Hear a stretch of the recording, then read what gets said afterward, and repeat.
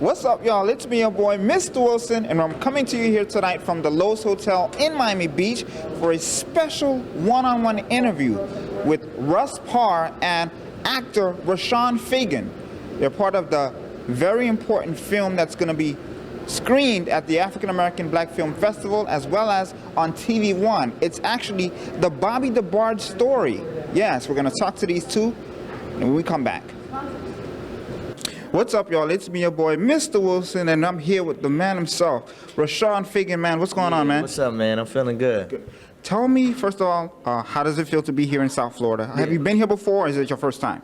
Actually, this is my first time, and it's welcome to Miami, man. Yeah. I don't know if I'm coming back. I might stay here. I might not go back home. It's a lot of good energy around here, but it's exciting. It's first time here. It's the first time being at the American Black Film Festival as well, and I'm just ready for people to see this movie. Right. Now, tell me about the Bobby DeBarge movie. How did it come out? How were you? How were you able to land this role? Well, the first qualification was passed, which is being light-skinned. I got that one down. And then, basically, I would go on a lot of different roles in LA for maybe like a black guy, light-skinned black guy, or Asian, but I'm never really like full anything. Right. So when this role popped up, my team was like, okay, this is good. Yeah. This is the one for you. You got to take this home. So I went in and I just did me, and somehow all the pieces came together, and here I am. Yeah, man. What was it like working with your castmates? How was that like? A legendary moment. Honestly, everybody's so talented. Everybody brought something to the table that was really special. Russ Parr, the man of the hour, he really tied this thing together and knew what he was doing to make this authentic, but also entertaining and dope. Big Boy, man, that guy is the guy. He's actually the funniest guy on set somehow. I don't know. Really? He's got jokes for days. Wow. He really does. He's hilarious. Yeah. Man. Shout out to everybody in the cast. Though they did a great job, and it was a lot of fun. What do you think folks will take away when they see this film in terms of the message that you're trying to send? It's a deep message. It's dark, but it's also inspiring at the same time. You know what I mean?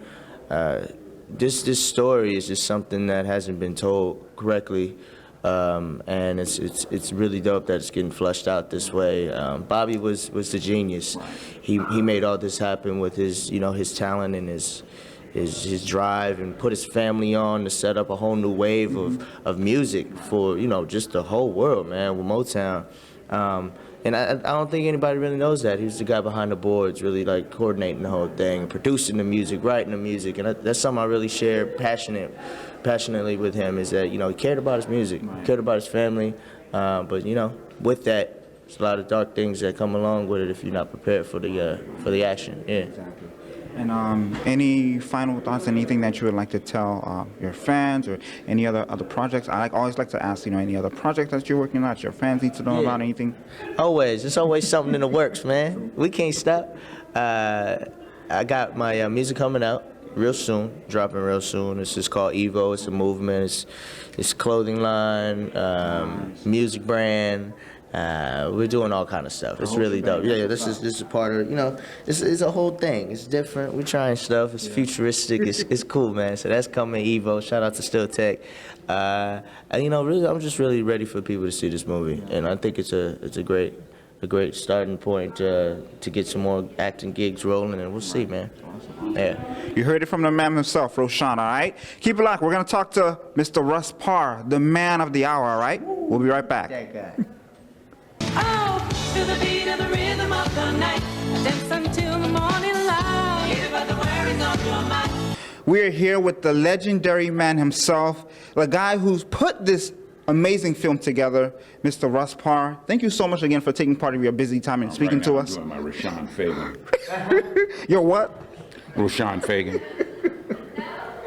See? Look at that. Tell me about this important film that you were able to put together. How did it all come about? Well, I don't want to take credit for putting the whole film together. There was so many moving parts and so many people that I was telling what to do. No, just kidding. No, it was just a big group effort to put this project together. I think this project was in the makings for a couple of years, and everything's about timing. And they finally got it together and said, "Hey, we need to do the Bobby DeBarge story." And for me, it was a movie that I kind of grew up with the music. I was on the radio and I was playing their music back in the day, and I tell the story often that I went to Cal State Northridge, which is in the San Fernando Valley, and every Saturday and Sunday there were like these competitive basketball games at Sepulveda Park. And I didn't know who these dudes were running around going nuts. I knew Philip Ingram, I'd say, yeah, that's the guy from Switch.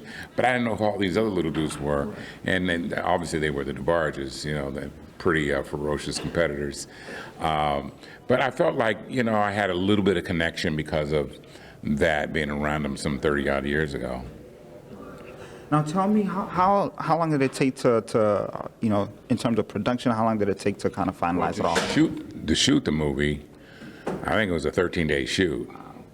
But there's a lot of pre-production. You have to be prepared and be organized that I can't speak on because I come in and I punched up the script.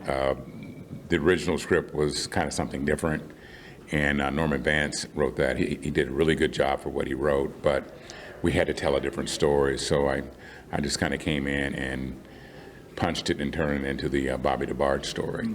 Now, for people who don't know, now this film is set to will be airing on very soon on the 29th on TV One. How important it is for the public, folks who've known about the backstory of the DeBarge, how important it is for them to tune in? I think it's important because this story depicts something that happens in our community on a regular basis. I was hoping that this story would give a voice to the voiceless. Obviously, Bobby was tormented by his childhood, and the big thing is that we are products of our childhood, and obviously went through the physical and mental abuse and the whole nine, and he dealt with it. And we have so many other young folks that are out there dealing with it that don't think they're going to be protected. And I think the story, so somebody can look at Bobby's story and go, wait a minute, that's me. I mean, we can talk about the music and the legacy of how great of an artist he is, but that is a minuscule part of his real story. His story is to deal with the daily demons that haunted him throughout his life, and it's just kind of tragic how it ended. But his story needed to be told, and I think that it's going to help a lot of people. I hate to say, but in his darkness, we will see a lot of light. Russ, thank you so much for taking part of your time to speak with us, and we'll be right back. Keep it locked. Bobby. I'll be back.